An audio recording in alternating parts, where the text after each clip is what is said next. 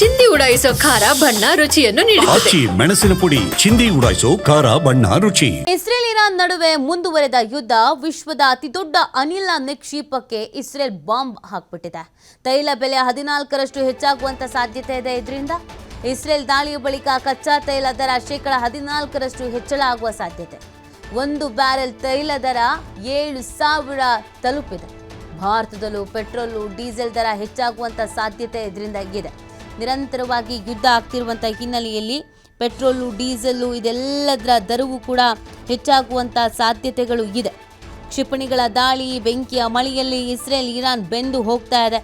ಮಧ್ಯಪ್ರಾಚ್ಯದ ಎರಡೂ ದೇಶಗಳ ಮಧ್ಯ ಸೇಡಿನ ಸಂಘರ್ಷ ದಿನ ಕಳೆದಂತೆ ಜ್ವಾಲಾಮುಖಿಯಂತೆ ಉರಿತಾ ಇದೆ. ಇರಾನ್ ಇಸ್ರೇಲ್ ಯುದ್ಧದ ಕಾರ್ಮೋಡ ಇಡೀ ವಿಶ್ವಕ್ಕೆ ಆವರಿಸ್ತಾ ಇದೆ. ಇದರ ಎಫೆಕ್ಟ್ ಏಷ್ಯಾ ಸೇರಿದಂತೆ ಜಗತ್ತಿನ ಹಲವು ದೇಶಗಳಿಗೆ ತಟ್ಟಬಹುದಾದ ಸಾಧ್ಯತೆಗಳಿಗಿದೆ. ಯಾಕಂದರೆ ಇದರ ಎಫೆಕ್ಟ್ ಏನು ಯುದ್ಧ ಅಂತ ಹೇಳ್ತಾ ಇದ್ದೀವಿ, ಇದರ ಎಫೆಕ್ಟು ಜಾಗತಿಕ ತೈಲ ಮಾರುಕಟ್ಟೆ ಮೇಲೇ ಬಿದ್ದಿದೆ.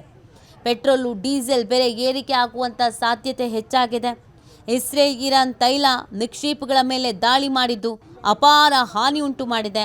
ಅಷ್ಟೇ ಅಲ್ಲದೆ ಇರಾನ್ ತೈಲ ಸರಬರಾಜುಗೆ ಅಡಚಣೆ ಉಂಟಾಗಿದ್ದು ಜಾಗತಿಕ ಇಂಧನ ಭದ್ರತೆಗೂ ಕೂಡ ಇದರಿಂದ ಧಕ್ಕೆ ಆಗಿದೆ. ಜಾಗತಿಕ ತೈಲ ನಿಕ್ಷೇಪಗಳಲ್ಲಿ ಇರಾನ್ ಇಡೀ ಜಗತ್ತಿನಲ್ಲೇ 9% ನಿಕ್ಷೇಪಗಳನ್ನು ಹೊಂದಿದೆ. ಪ್ರತಿದಿನ ಈ ತೈಲ ನಿಕ್ಷೇಪಗಳಿಂದ 1.5ರಿಂದ 2 ಮಿಲಿಯನ್ ಬ್ಯಾರೆಲ್ಸ್ ತೈಲವನ್ನು ರಫ್ತು ಮಾಡಲಾಗ್ತಿದೆ. ಇಸ್ರೇಲ್ ದಾಳಿಯಿಂದಾಗಿ ಇರಾನ್ನಲ್ಲಿ ತೈಲ ಉತ್ಪಾದನೆಯ ಪ್ರಮಾಣ ಕೂಡ ಕುಸಿದಿದೆ. ಇದರಿಂದ ಜಾಗತಿಕವಾಗಿ ತೈಲ ಮಾರುಕಟ್ಟೆಯಲ್ಲಿ ಸಂಚಲನ ಸೃಷ್ಟಿಯಾಗಿದೆ. ಇರಾನ್ ದೇಶದಿಂದ ಜಾಗತಿಕ ಮಾರುಕಟ್ಟೆಗೆ ಕಚ್ಚಾ ತೈಲದ ರಫ್ತು ಪ್ರಮಾಣ ಕಡಿಮೆ ಆಗ್ತಿದೆ. ಇದರಿಂದ ತಾತ್ಕಾಲಿಕವಾಗಿ ತೈಲಗಳ ಬೆಲೆಗೇರಿಕೆ ಆಗುವಂಥ ಸುಳಿವು ಸಿಗ್ತಾ ಇದೆ. ಮಾರುಕಟ್ಟೆಯ ವಿಶ್ಲೇಷಕರು ಹೇಳುವಂಥ ಪ್ರಕಾರ ಇರಾನ್ ಇಸ್ರೇಲ್ ಸಂಘರ್ಷ